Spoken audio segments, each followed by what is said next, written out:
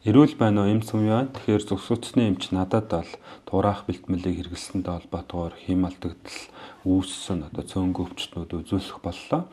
Яагаад гэвэл гарал үүсэл нь тодорхойгүй, нотлохоон сүрлээгүй, амаас амдамдсан байдлаар тураах буюу биеийн жин бууруулах бэлтгэлийг замраагүй хэрэглэж байна.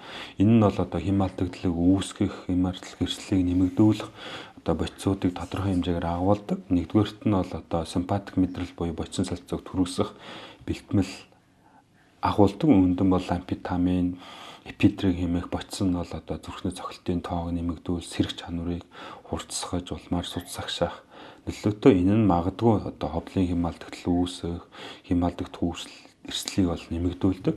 Хоёрдугаарт нь энэ тураах бэлтгэлүүд бол шээс хөөх химийг бол тодорхой хэмжээгээр агуулдаг. Тийм учраас энийг хэрэглэсэн явдалтай бол шээс хөөгдснөөр цусан дэх эрдэсүүд болох натр, каль, кальцийн солилцоо хямарч улмаар кутын интервал уртсах, хим алдагдал үүсэх эрсдэлтэй байдаг.